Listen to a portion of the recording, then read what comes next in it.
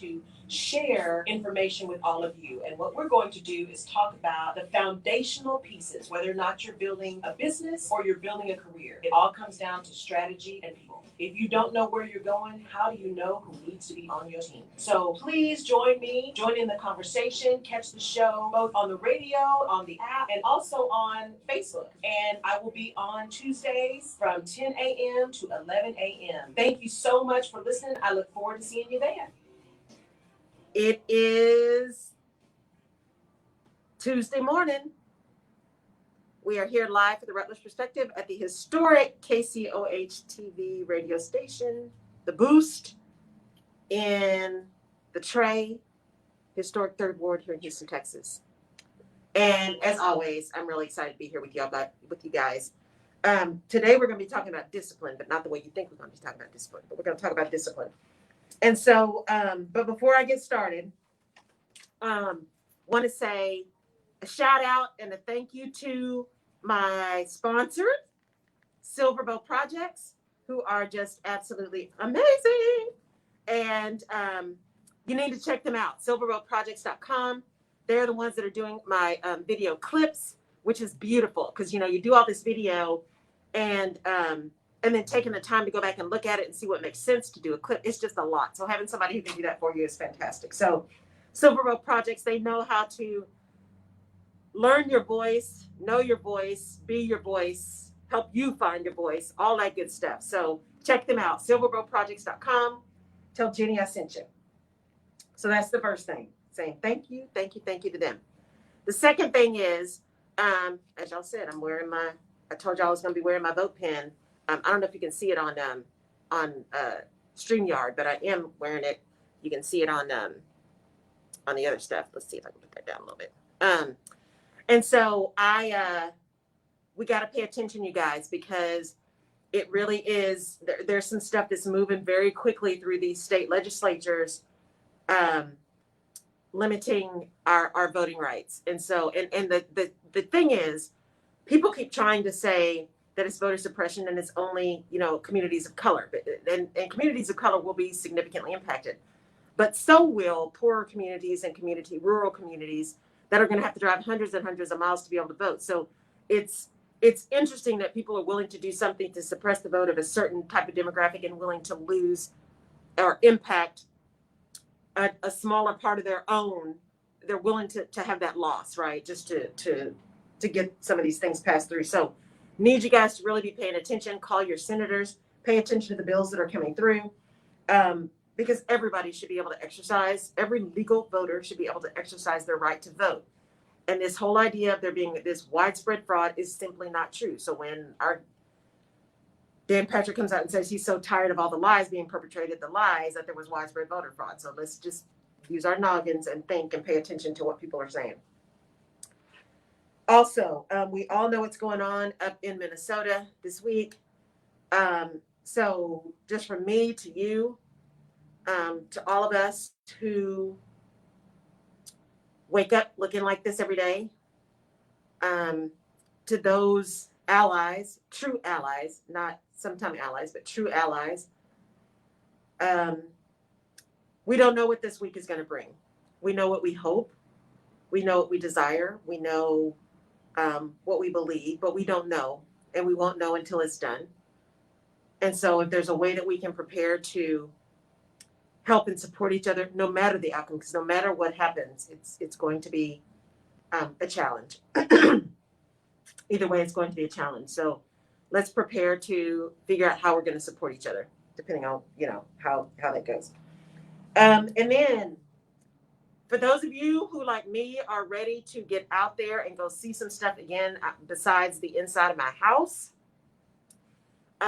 they just issued again some more travel guidelines this morning. The CDC did, and I think I heard that we already had like 80 countries that were on the no travel, and I think now they added another 100, 120, something like that. So basically the whole world is on the no travel. So for those of you who are thinking about doing some travel out of the country during the summer, you know, just think about that. I mean, I'm hoping, just like many people I know are hoping, that we will be able, I don't know if you guys are still listening on Facebook. I can see the screen. It looked like something may have gone away, but I think I'm still there. So hopefully y'all are still able to see on the KCOH or Jerry Beasley page. Hopefully we can figure out what's going on with this J&J vaccine so that we can continue to get that out, and we can figure out what's going on with the AstraZeneca vaccine. And so hopefully we can do some things that will continue to enable us to reconnect and to open back up and to get more mobile. Because I think many of us, I won't say all, because not everybody loves to travel, but many of us are really looking forward to the day when we can get back out there and see family and friends, but also just go. I know I always try to do something, a retreat for my birthday every year, just to give myself a chance to reflect on the past year and get prepped for the next year. And I usually try to go do a solo retreat somewhere, and I'm trying to figure out what I'm going to do this year. I may just be driving somewhere close to do something. I don't know, but it would be really nice to be able to go somewhere and enjoy that time. So let's just all stay hopeful and focused, and educate ourselves and educate the folks around us about the vaccines, so that people can make informed decisions around what they want to do their own research from reputable sources, do research from reputable sources, from real scientists, and figure out what you need to do, because again, words matter, right? And so we talked before about this whole vaccine passport and what that's doing to people, and people are getting all up in arms about that. And it's that word passport. But if you take the emotion out of it and you think about what we do worldwide anyway, there are already countries and places you travel that require vaccines. And no, that is not COVID, y'all. The tree pollen in Houston is insane. There are already places that require you to have certain vaccines to travel. I used to travel to Brazil all the time, and you had to have yellow fever, and I had to have, I think, Hep A and Hep B and some other stuff, right? So there are places that require vaccines before you travel anyway. So this is no different. It's just that it's a global pandemic, and that there's an opportunity, and people have made it political. So it's no different than schools do require vaccines for kids to go to school anyway. Measles, mumps, rubella, the DPT, right? Diphtheria, typhoid, all that kind of stuff. So just let's try to take the emotion down. Let's try to be reasonable. Let's try to do our research, and let's just try to act like adults. All right. So what we're diving into today is discipline and being disciplined, not having someone discipline you. That's not what I mean by being disciplined, but having discipline. And what that word really means, because y'all know how I feel about words, right? And that words matter, and how we interpret words matter, and words and how we interpret the words impact our behavior and impact and affect how the words impact us, how they land for us. And so this word discipline, on its surface, right? It has all of these different meanings. And for me, the way discipline lands tends to be, along with all those other words that are pressure words, right? Discipline, pressure, obedience, following the rules, consistency, better show up, your attitude impacts your altitude, all that kind of stuff. Hustle, grind, all that madness, right? That sends us into these places where if we don't act like, look like, feel like, sorry guys, I got an eyelash in my eye. Everybody else, if we don't show up the same way, if our discipline doesn't look like somebody else's discipline, then we haven't done what we're supposed to do, right? And somehow we are less than or unworthy or what have you. And so that discipline thing can really put us in a position where we all of a sudden are putting ourselves down or feeling like we're failing or any of that, because what we're focusing on is the discipline itself, right? I talk about this in my podcast this week as well, and use several examples. And I'm gonna give you guys probably a deeper dive than I even did on the podcast, because that's what we do here, because we just do. But that discipline thing can end up being a real source of pain for people, because if you're not disciplined, you must not want it bad enough. If you're not willing to be consistent, you must not really want it. You must not be committed. You must not do all this kind of stuff, right? And so we get ourselves into this spiral of what discipline means, and more importantly, what discipline says about us, our discipline or lack thereof says about us. But there's another way to look at it. And so the first example I'm going to give is, I thought about a couple of these things. One is, think about that student athlete, right? That student athlete who, I think it's J.J. Watt. A lot of athletes say this. A lot of the top athletes say nobody's going to outwork them, right? Nobody's going to outwork them. They are the first one in the gym. They're the last one there. They are working out in off season. I mean, they are making it happen. They have discipline to stay connected to what, needs to happen for the outcome, right, that they want. And so think about that student athlete who does that. They are there all the time. They are working out. They are committed. They are dedicated. They are taking the lessons. They're practicing. They're working with experts. They're doing all this kind of stuff. And they still don't make it to the pros. They still don't make it on varsity. They still don't get the ultimate achievement for them, which was this next level of play. But that doesn't mean they weren't disciplined. It could be that they simply, despite all of that,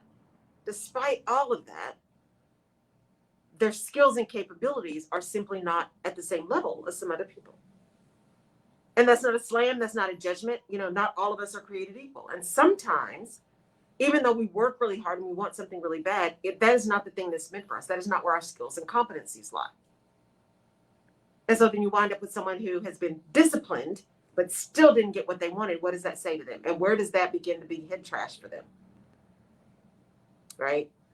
Or you look at that person, and we hear this a lot, especially in the medical field, right? Because it takes so long to be a doctor. I was brought up, I always wanted to be a doctor. And, I went to medical school, and, we hear people talk about this all the time. And I took all these classes, and I passed the boards, and I did my residency, and now I'm a doctor, and blah, blah, blah, blah, blah. And they hate it. They're in a ton of debt. They never get to sleep. Relationships are hard to keep. All of this kind of stuff that you hear. But they were really disciplined, and they made it happen. They actually got the outcome that they were seeking, but the impact of that outcome isn't necessarily what they wanted, but it was what they felt that they were supposed to do. And so that discipline also gets tied to the supposed tos and the have tos and the shouldas, right? And the coulda wouldas. And I want us to reframe that discipline piece, because the definition of discipline absolutely does include, obedience and punishment. It does include punishment. It includes discipline as a specialty. It includes all of that. But if you look at the root of the word discipline, and again, I apologize, you guys have to just overlook me. Whatever this eyelash is in my eye is just giving me fits. The root of the word discipline actually means pupil, right? So if you think about disciples, they follow the teacher, right? I want to reframe discipline to talk about learning as opposed to punishment, or as opposed to this push for consistency and always doing that same thing, right? Something that's this pressure to follow specific conduct. That's one of the other definitions. Discipline is being pressured or coercing people or making yourself follow a specific level of behaviors all the time, consistently. But if we reframe that as learning, that changes how it lands in our mind, how it informs our actions, and how it ultimately impacts how we think about it, right? And how it gets manifested in our psyche, and how we accept or reject outcomes based on how disciplined we were or were not. So one way to relate this, and I've told you guys a little bit about this, but I've never gone into this kind of depth with this. So I have had weight issues, body dysmorphia issues, all that kind of stuff as long as I can remember. Even when I was tiny, I thought I was the biggest thing in the room. You couldn't tell me that I didn't weigh 500 pounds. You couldn't tell me that. That's what I felt. That's what I saw when I looked in the mirror, right? That's what body dysmorphia is. And when you pursue it, I remember when I first went away to college, I was managing a women's basketball team, and there were all these girls, and they were, in my eyes, they were tall and gorgeous and skinny and athletic, and there were all of these things. And I remember I started working out with them, and I wanted to be, skinny and gorgeous and athletic and all this kind of stuff. And I worked out that summer, and I was making it happen. I was lifting weights and all of this. And I did have some success. When I came back that next year to college, people were like, oh my God, because that's the other problem. Oh my God, you look so great. That's part of our issue, because does that mean I looked horrible before? You just reinforced my personal view that I looked awful, because now you're telling me after all this pain that I looked great. Because discipline for me, I found out later, discipline for me equals pain. The supposed to's for me equal pain, right? Success equals pain. So when I think about, those days and really being that disciplined and thinking about kind of that weight journey, if anyone who has battled that, or anyone who's tried to get ready for any kind of competition or anything, eat 6 times a day, eat small meals, eat 4 times a day, eat every 2 hours, drink lots of water, drink 2 gallons of water, make sure you eat no sugar, make sure you eat certain kinds of fat. I mean, oh my gosh. If there's something you want to do, you can find somebody who tells you it's the best thing to do or the worst thing to do. And so being disciplined, you start following this stuff, because I'm a rule follower, right? So if somebody tells me this is the thing to do, that's what I do. And I go all in. And yet no results happen. So I'm being really, really disciplined, but there's no results. The results being a certain size, a certain weight, a certain dress, no results happening. But I'm doing all the things. I'm being disciplined. And then because the story in my head is this discipline equals pain, because I'm doing everything, but I'm not getting what I wanted, and that's painful.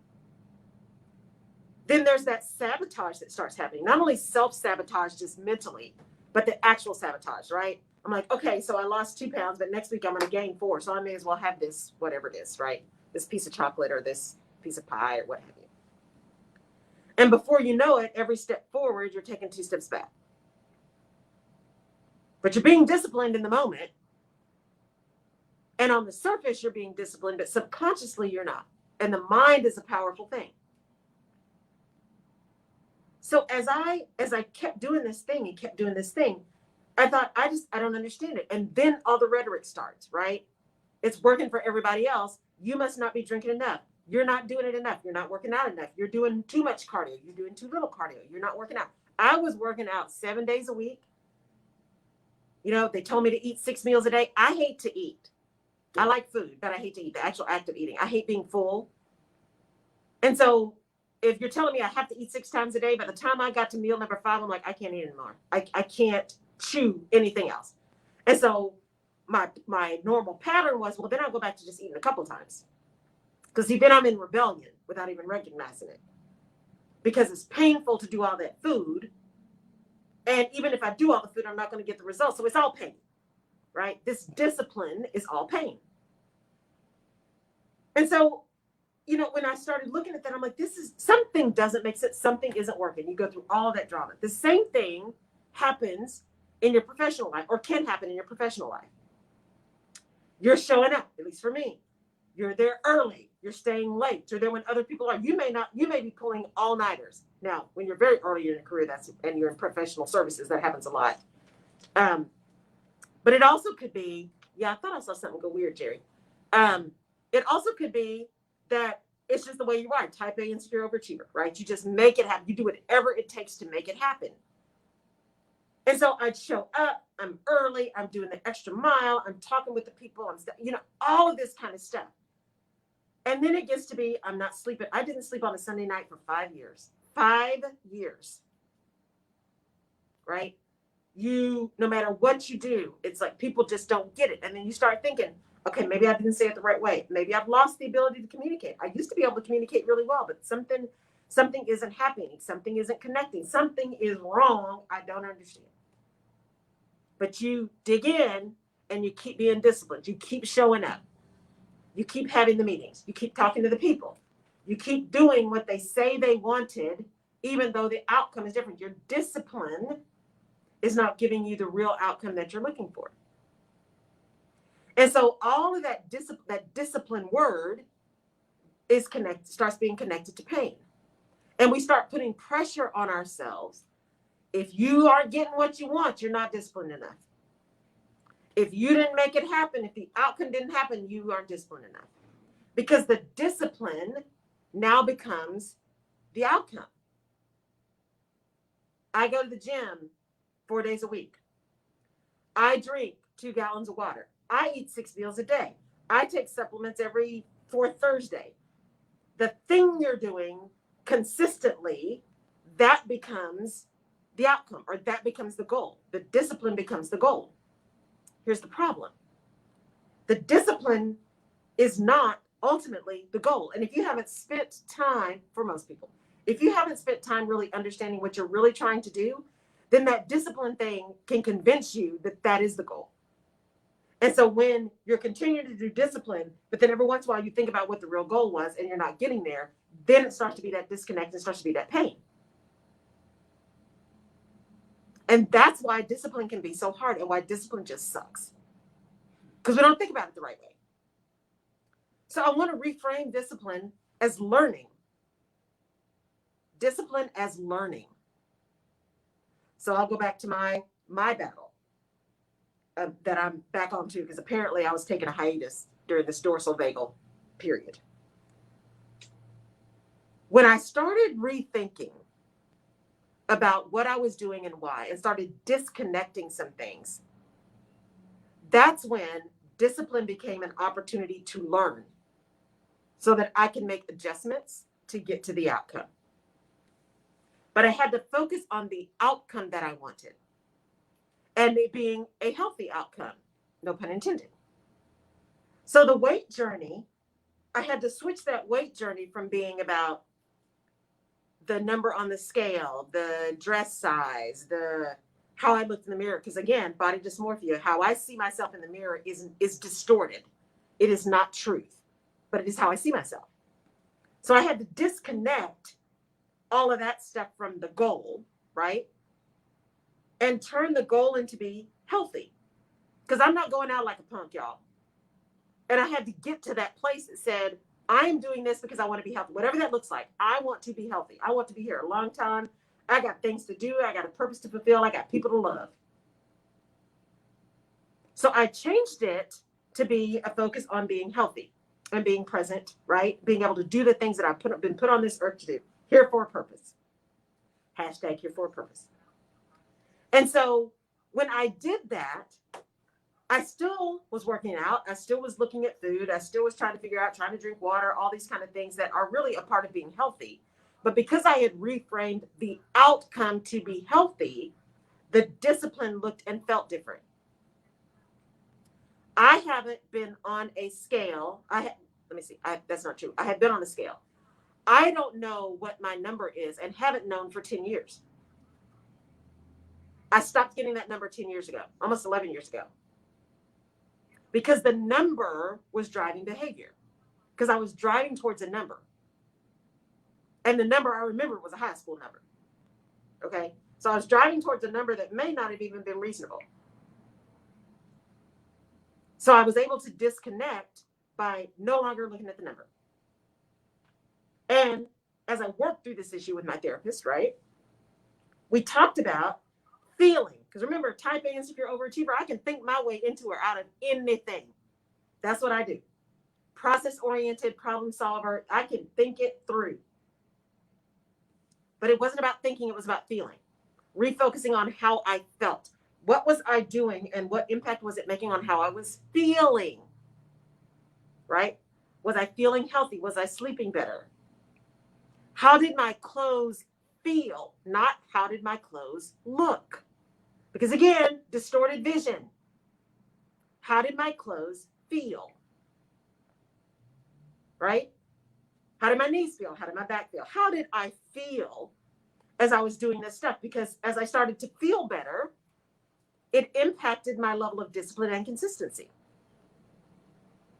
Because the real outcome I was focused on was how I felt, not how I looked. And oh, by the way, because I kept doing it, I started looking different, which is encouraging. But more importantly, I felt better. So when I started looking at, because remember, I've also got this tape that said it doesn't matter what you do, nothing's going to work. Because that was my experience. So that tape in my head was truth. It doesn't matter how you work out, doesn't matter what you eat. None of that matters because nothing is going to work. You're never going to lose weight. You're never going to be healthy. You're never. Head trash. But when I started focusing on health and how I was feeling by doing different things, I was able to reject all that other shouldas, supposed to's. I feel best when I eat about every 4 hours, about 4 times a day. That's it. That's about all I can stand. But my body responds to that because I spent so many years starving. Because there would be times on weekends that I wouldn't eat at all. Or if I ate, it was like 3 o'clock on a Saturday, and then I would eat again at 5 o'clock on a Sunday. I just didn't think about it. I had stuff to do, right? And so when I started eating regularly, my body was like, you know what? We're going to get regular caloric intake so we can let some stuff go. Miracle of miracles. But I was paying attention to how I felt. And because I felt better, I was able to focus on what was making me feel better. Laurel, you don't need to eat 6 times a day. That 4 meals, sometimes even 3, but good, healthy stuff, about every 4 hours works for you. That's a good deal.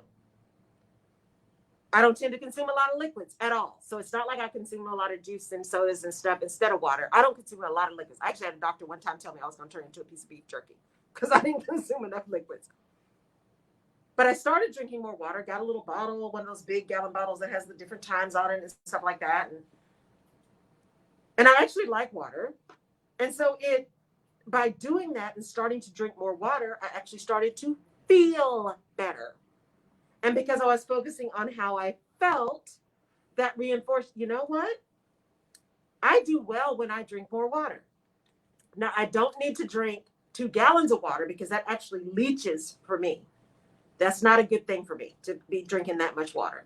But because I was paying attention to how I felt, I could connect that. But if I can get about 1 gallon in, somewhere around there, it actually feels pretty good to me. My body feels better. I'm hydrated. I feel more energetic. I feel cleaner, all those kind of things.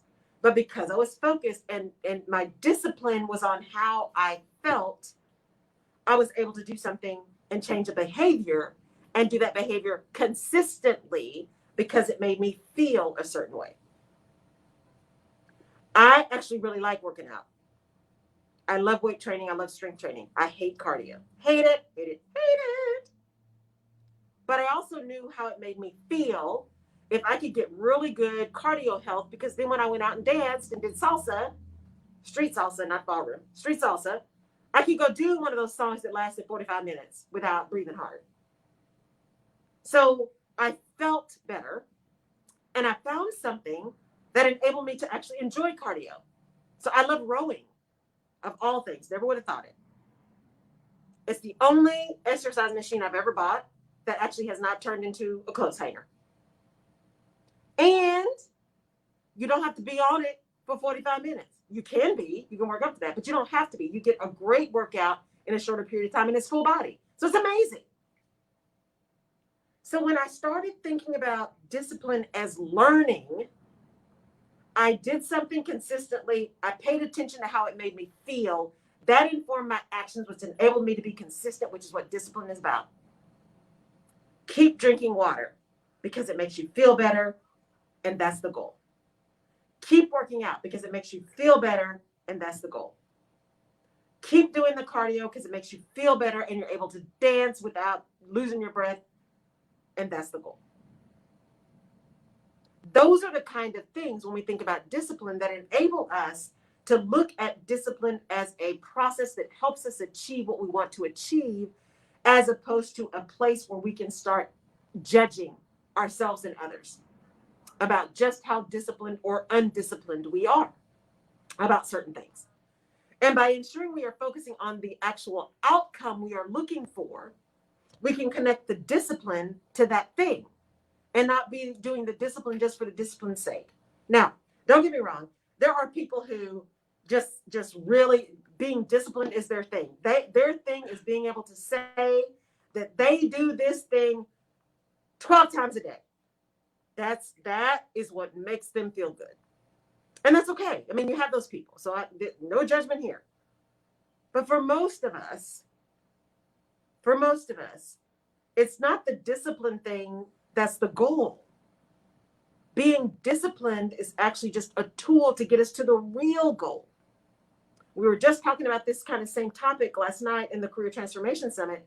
When you really start with a strategy about what you're trying to do and why, that's where you go, right? Because then you know what is the work that you want to do, because that work could be anywhere.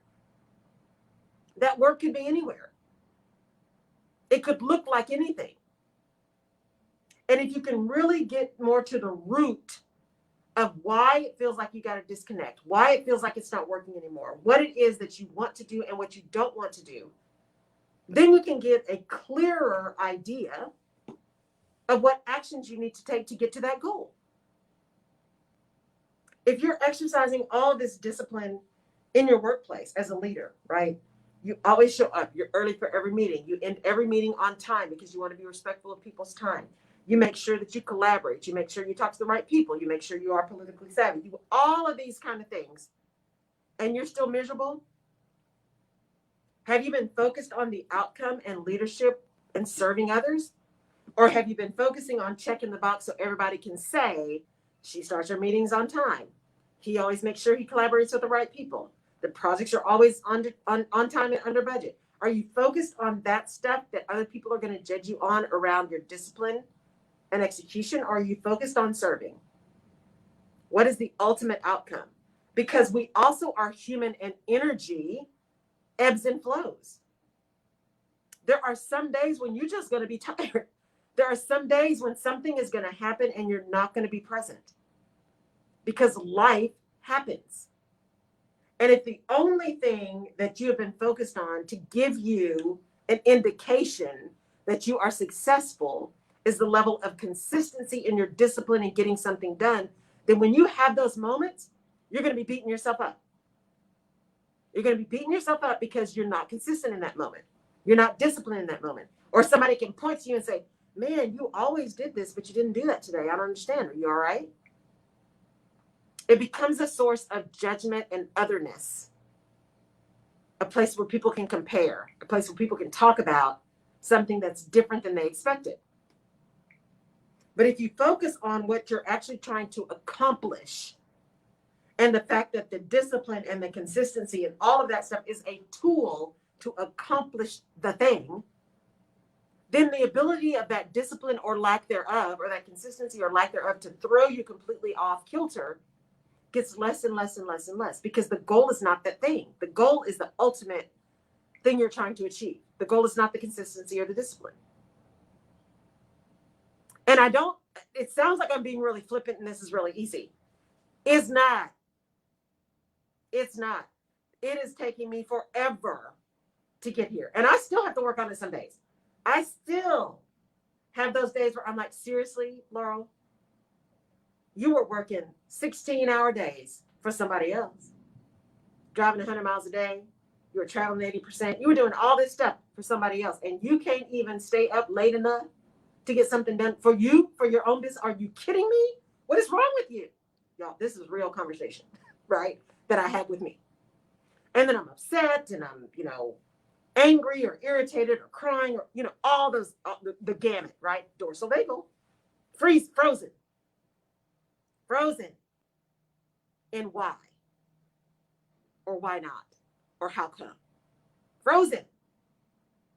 And then you move to just irritated. I'm like, you have got to be kidding me. What is my problem? Right? When you're a leader, you have got to be kidding me. I don't understand why these people don't get it. I was clear. I said it. I'm here all the time. I say the same thing over and over and over and over and over, because you're focused on the discipline and the consistency, not the message that you're sending. Because your goal is to send a clear message to get people to take action that you need them to take. The goal is not to be communicating the same thing over and over and over and over again. That's the tool to make the other thing happen, which is the outcome. So that discipline that we're seeking, if we can think about it as learning as opposed to a requirement to behave in a certain way, it enables us to manage our behavior, modify our behavior, expand our toolbox to get to the ultimate outcome. Because consistency is important. We've talked about that. It's not about treating people the same. It's about treating people consistently. So consistency is important, but consistency is important because it enables you to really have learning about what works and what doesn't work for the ultimate goal. That's why consistency in your discipline is important. Not just for the consistency itself, not just for the discipline itself. It's for the impact of consistency and discipline on the thing that you're trying to achieve. But you have to know what you're trying to achieve in order to understand what discipline you need. And we don't often take the time to do that. Because again, sometimes we're doing the thing that everybody else said we should be doing. Or we've got a different idea of what success looks like. That size 8 Bajinska dress. That golf game. Which, by the way, okay, this is totally not related to what I'm saying, but I'm so excited. I forgot because Jerry is sitting here looking at me. And so I just thought about it. I have got 6 strawberries coming in, y'all, in my elevated garden. Discipline. I've been consistently checking it. I've been putting stuff over everything. Even my peony is finally starting to grow. Thank you, Lord, for the growth of peonies. So, but that discipline for me, part of doing that gardening and having that time was making sure that it managed kind of my stress and my head trash, but it also gave me something else to do consistently. Paying attention, getting creative about how I protect my stuff from the squirrels. So far, I'm winning. Protect my stuff from the squirrels. How do I now? I'm starting to see little nibbles on some of my spinach leaves. So what do I go get? How do I do the research to find out what I need to do so I can still make it edible? Because I can't wait to have my first spinach salad. I'll post a picture for y'all when I pick my first spinach. So that idea that if we can learn from that discipline and modify behavior the way we need to, that helps us get to the outcomes that we need. And that's the beauty of discipline. It's not discipline just for discipline's sake, although, in some cases, when you talk about prayer and supplication and discipline, in some religious context, the discipline of it in and of itself is something that you're striving for because it is an indication, of faith and fealty and all that kind of stuff, right? I'm talking about beyond that in our day-to-day existence. What we do and how we do it and how we connect that to all the stories we've told ourselves that may or may not be true impacts how disciplined we are or are not. And that's a challenge. And yet, if we can convert discipline from a punishment and punitive and supposed tos and musts and comparison to learning, it gives us an opportunity to grow and build and develop. And who knows what we might actually learn by doing it that way. It's a beautiful thing. It's a beautiful thing because discipline doesn't have to be painful. It can be, but it doesn't have to be. And that's up to us to figure out how to turn discipline into a tool that takes us where we want to be, as opposed to a weapon that bashes us over the head when it's not up to somebody else's part, up to somebody else's standard. That's what makes discipline kind of difficult. Because I think I said it this morning when I was recording the podcast. It's that quote I saw a long time ago that says, part of our problem sometimes is we are comparing our behind the scenes to somebody else's highlight reel, right? We're comparing what we see in the mirror to the person who has the professional makeup and hair artist. We're comparing what we see in the mirror that may be not accurate, if you have body dysmorphia, maybe not accurate, to what we see in everything else. One of the best commercials, and I haven't seen it actually it was a TV show. I haven't seen it in a long time. I can't even remember the name of it. But as part of the show, they would have all these women in a range of sizes, right? From the teeniest, tiniest to someone who was much larger, much curvier. And they would have them all lined up, and they had them in like just nude, like swimsuits, right? And they would tell the person who was the guest on the show, because it was like it was a makeover kind of show, but it was deeper than that. They would have this person, most of the time a woman, place herself in the line where she thought she fit. Every single time, the woman placed herself at least 4 or 5 sizes higher than what she really was, because that's what she saw. That's what she saw, and because that's what she saw, that's what she believed. And because that's what society told her, that's what she believed. And so what I loved about the show is, one, that is a visual and tactical manifestation of no, honey.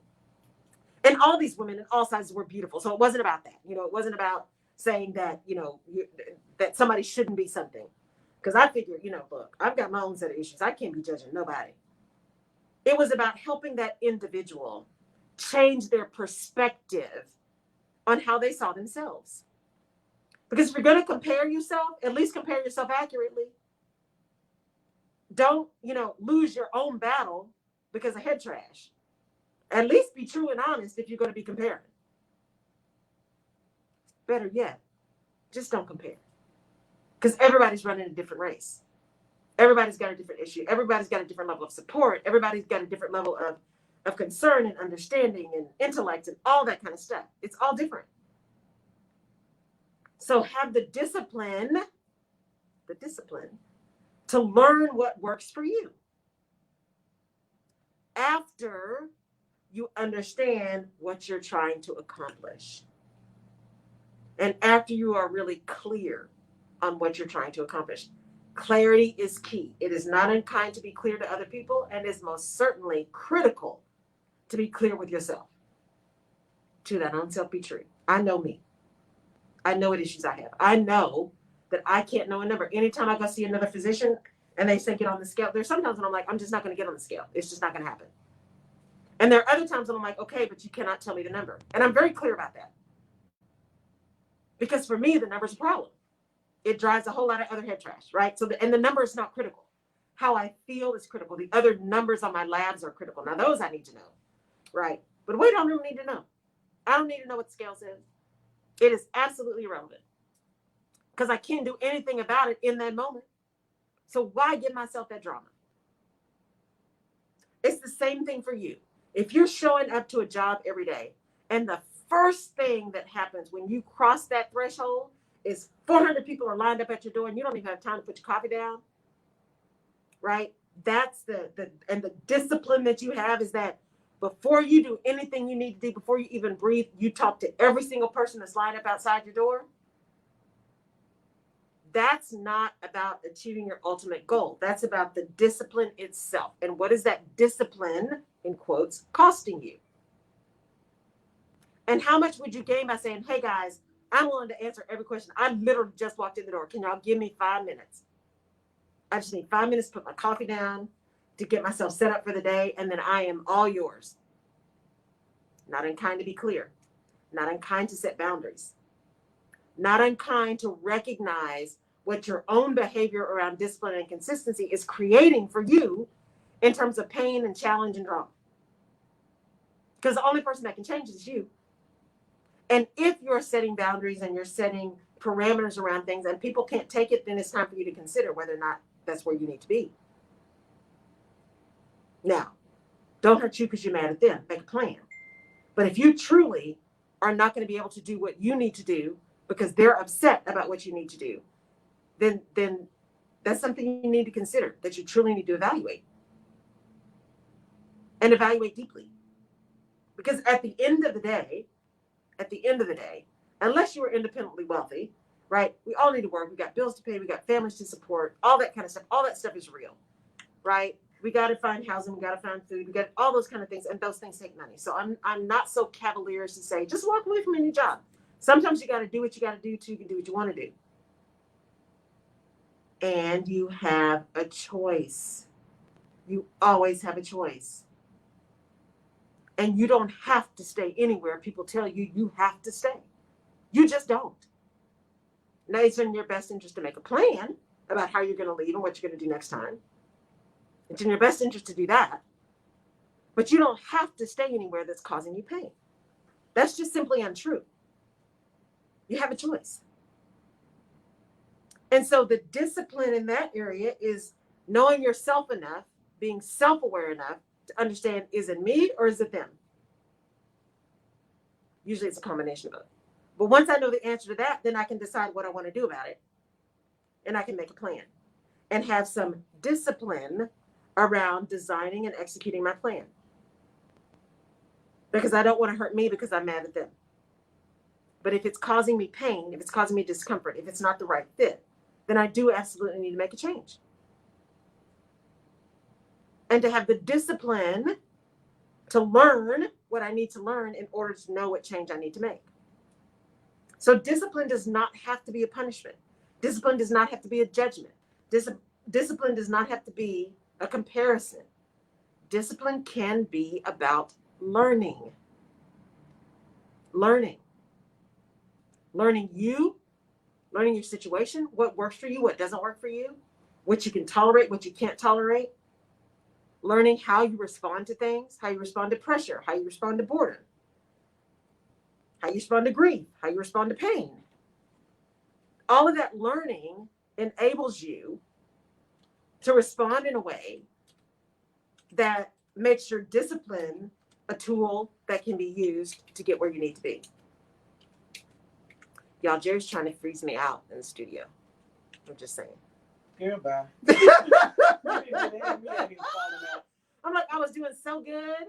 Now my hands are cold, my nose is cold. You know, I got discipline is I'm going through something. Right. So I just really this week. I mean, this just really hit me hard over the weekend, guys, because it is that. It's that story we tell ourselves that if we're just disciplined, if we just stay on track, if we just make it happen, if we just do it at the same time, it's all going to be fine. And that's just not the truth all the time. And because it's what we tell ourselves, when it doesn't work, then we start to beat ourselves up and say we're unworthy, we're not willing, we didn't work hard enough, we didn't do enough, we weren't enough. And that's not true. Now you need to know if you're just being lazy, right? Or more importantly, if you're really having a problem being consistent or disciplined about something, there's a reason. We've talked about that before. Is there something that's misaligned? Is it something that you don't really want to do? Is it something that you shouldn't be doing? But try not to allow yourself to get into that quagmire of believing that how disciplined you are or are not compared to someone else makes you less worthy of whatever outcome or goal you're trying to achieve, because that's not the truth. And on this show, we speak the truth. That's just not the truth. Sometimes it's just not what's meant for you. Sometimes you're that student athlete who's never going to be the professional athlete. But that doesn't mean you're a bad person. That doesn't mean you can't find something else in this sport that actually ends up being the thing that makes your soul sing.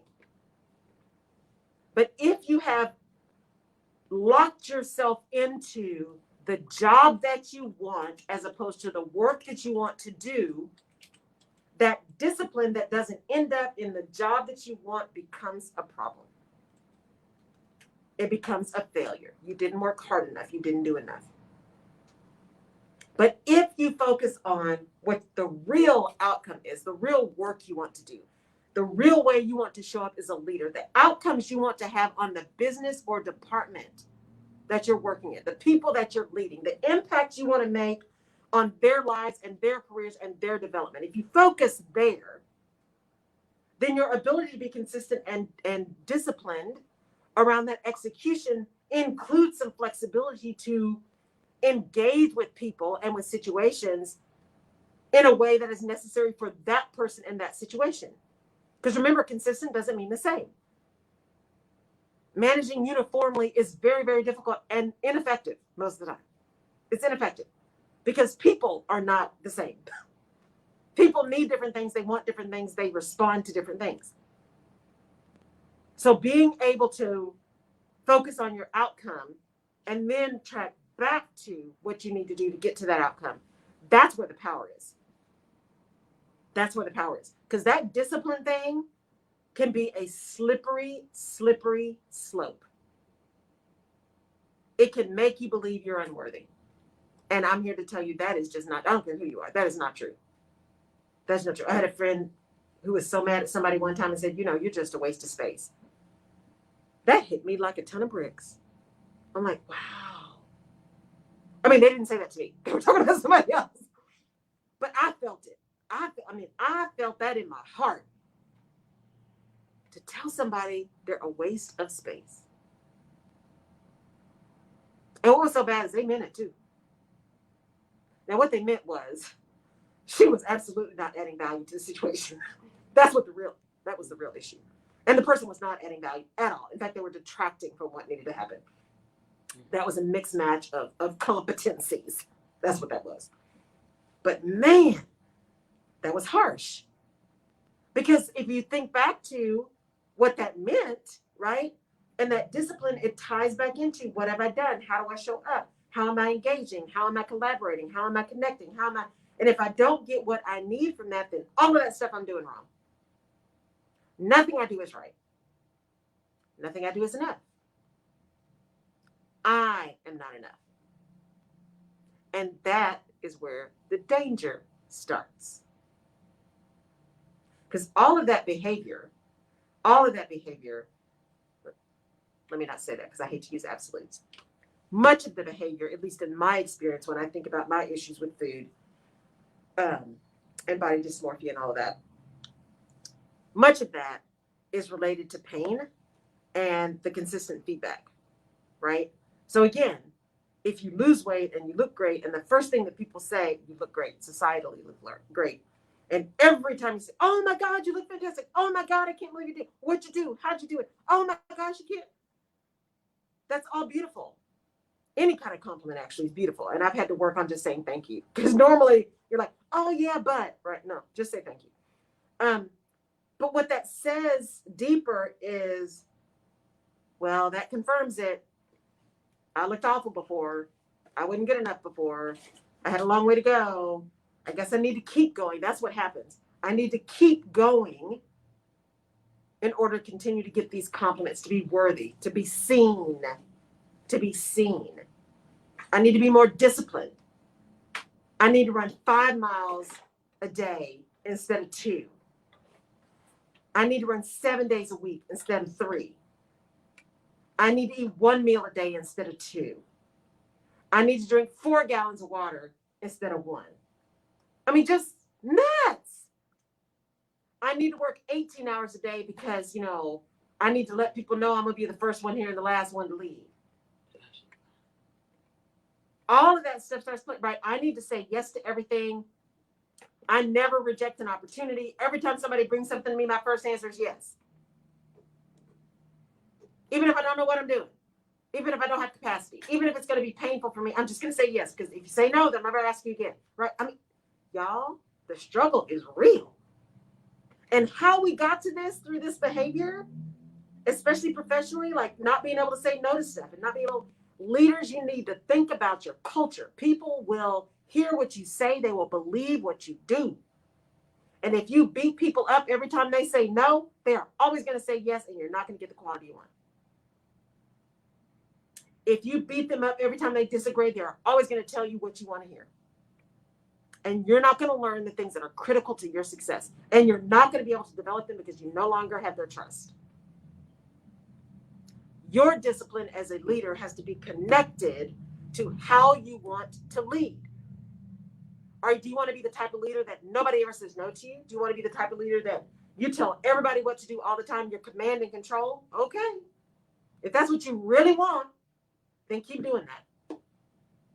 And you will be the one that keeps making all the decisions. You will be the one that finds yourself doing all the work. You will be the one that has people that don't want to work for you. Or that do want to work for you because they don't have to really work anyway because you're going to tell them what to do and then you're going to do the work because you don't trust them to do it. So keep doing that.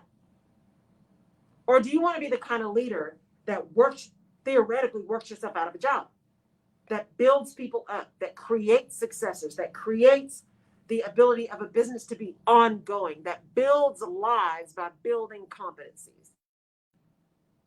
If that's what you want to do, then your discipline is around seeking feedback. Your discipline is around listening. Your discipline is around listening to understand, not listening to respond. Your discipline is around being humble. Your discipline is around leaving your ego at the door. Your discipline is around understanding what battles to fight and what to walk away from. Your discipline is around how you stand between craziness and your team, how you help your team understand that responsibility and accountability rolls up, but pain can roll down. So you're not going to let them get blasted, but you're also not going to let them just not perform.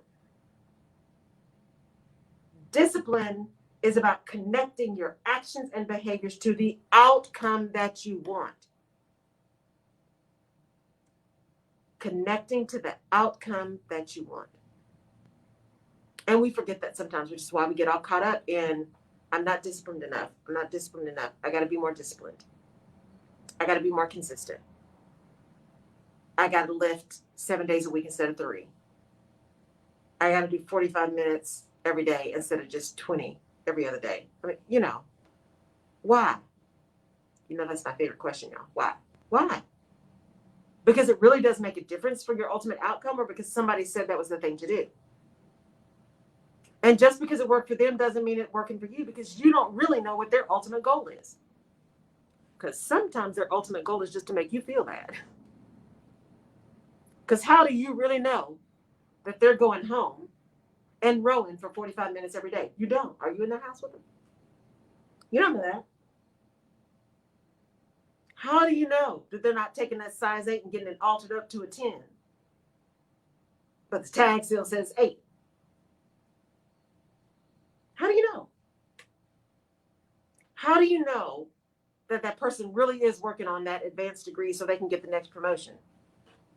Or are they just wanting you to feel bad because you're not working on one, because they see you as competition? You always got to know what somebody else's perspective is.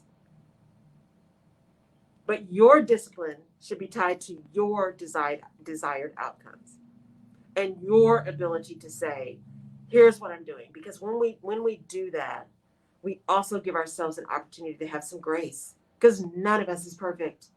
Not a single person is perfect. And every once in a while, you just need a ding dong, honey. You just do. Or a piece of pie. Or you just need to take a break. You need a mental health day. Or you just need to walk into a room and say, you know what? Today is not a good day. So I'm listening and I'm present and I'm here. But I'm probably not going to be as engaging as I normally am. But it's not about y'all. I've got a lot of stuff going on. All of us have a moment. Everybody is running a race that most people don't see. Be kind. Be understanding. Stop comparing and stop judging. Because if you're not walking in their shoes and running their race, you don't know. You don't know what people are battling. So use that discipline to look at your own stuff as opposed to being worried about somebody else's. Because the grass is not always greener. And as they say, everyone, I told you guys that story about the crow, right? Everyone who dumps a load of crap on you is not your enemy. And everyone who lifts you up is not your friend. Sometimes people are trying to lift you up to do something and to promote you and encourage you to do something because they know something on the other side that's a problem. So enemies can come in all kinds of shapes and forms with all kinds of stories. But if you know what you're really trying to do and you're discerning and you know your why and you are aware and you are mindful and you try to pay attention, we all make mistakes and we all get caught up in something every once in a while. The likelihood of that being catastrophic for you, of it turning around to you feeling like you're not worthy or you're unable or you're incapable, is much lower. It's much, much lower. All right. That's the show today, y'all. Discipline. So my request to all of you, and again, I'm on StreamYard, so I see some people were watching, but I can't see who they were. So thank you guys for joining. Thank all of you on Jerry's page as well, on KCOH, on the app, on TuneIn. I appreciate y'all tuning in every week. You're fantastic. Can we shout out to your listeners? Yes, please. And I want to thank them because they were very disciplined, because the camera, for whatever reason, kept going off. So I switched over to my camera. Love it. and it stayed consistent. So I thank you guys for being consistent on following me Thank you. back over here to the Laura Rutledge perspective. We want to say good morning to Danielle Scott, Michelle Johnson on today, Annette Phillips in New York, Woo! Terry Matthews, who you just met at the door. Yes. Hey, Terry. Pam H. Jones, good morning to River and Word Magazine. We want to say good morning to Tam Jackson, also to Denise Washington, Michelle Johnson, Cynthia J. Hickman, Monica Ellis, Amber Lester. Good morning to each and every one. And Sherry Duff Patterson. Love this lady. I just had a ding dong this weekend. Look, I'm telling you, don't go to sleep on those ding dongs, y'all. But, okay, so we're getting ready to go, but I got to tell y'all. Y'all remember that show, The Closer, with Kira Sedgwick? I used to love that show, but here's why. Because when I first saw it, she would have ding dongs in her desk. And she had the real ones, for those of you who are of a certain age, that used to come wrapped in foil, not these plastic ones that are much smaller than they used to be, by the way. So, yes, I'm all about the ding dong, honey. Every once in a while, you just need a ding dong. All right, y'all. We will see you next week. For those of you who registered for my Career Transformation Summit for this week, apparently there may have been a technical glitch with some of my email. It is on. Day 2 is tonight, 6 p.m. Central. Check your email, check your spam, because I had them send out emails again this morning. So if you registered for that, there were like 80 people that registered, and we had like 2 last night. So something happened with the emails. Check your email to get the login, the Zoom, to come to the career transformation thing. So today is day 2, and then the last one is on Wednesday. And with that, I'll see y'all next week. Thanks for tuning in. Bye.